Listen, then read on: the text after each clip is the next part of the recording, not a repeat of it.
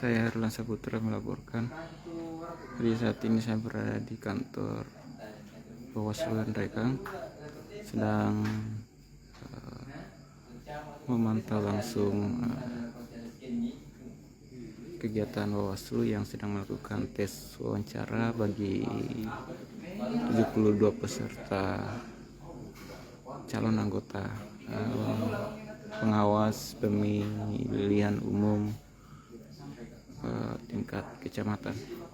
Jadi karena di Kabupaten Rekang itu terdapat 12 kecamatan, jadi masing-masing di satu kecamatan itu kemarin diambil 6 besar ya. Kemudian nantinya di setiap kecamatan itu hanya 3 yang terpilih.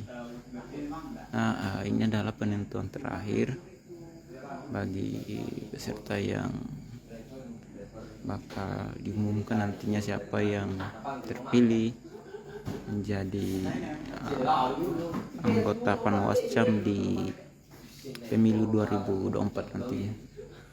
Namun saat ini saya tidak bisa memasuki ruangan Tribuners karena itu sangat bersifat tertutup, namun kita bisa melihat dari luar ruangan saja. Ada 3 tim yang mewawancarai.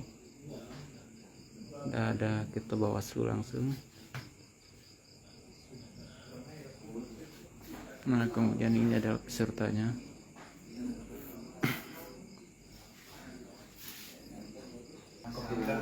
Untuk meja administrasinya di sini.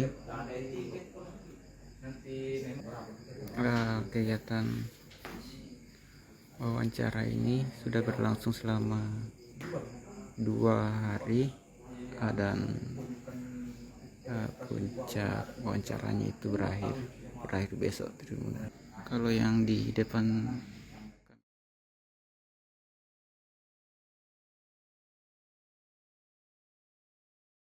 peserta ya, untuk di seleksinya itu mulai jam 8 pagi tadi dan sampai pukul 22 lewat 21 ini masih berlangsung tes wawancaranya. Jadi tes wawancara ini berlangsung selama 3 hari. Kemarin juga beberapa hari yang lalu itu dilakukan tes tertulis, dan menurut keterangan dari Ketua Bawaslu bahwasanya ada 15 peserta kemarin yang tidak mengikuti seleksi CAT atau tes berbasis komputer, dan itu dianggap atau langsung otomatis gugur. Dari jumlah keseluruhan yang mengikuti tes kemarin itu totalnya 228 peserta, namun yang dinyatakan lolos hanya 72. Jadi 72 itu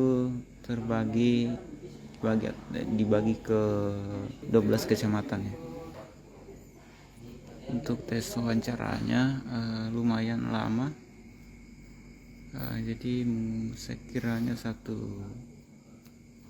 peserta itu diberikan durasi selama 20 menit lebih ya untuk proses seleksinya. Jadi ini adalah tahapan terakhir.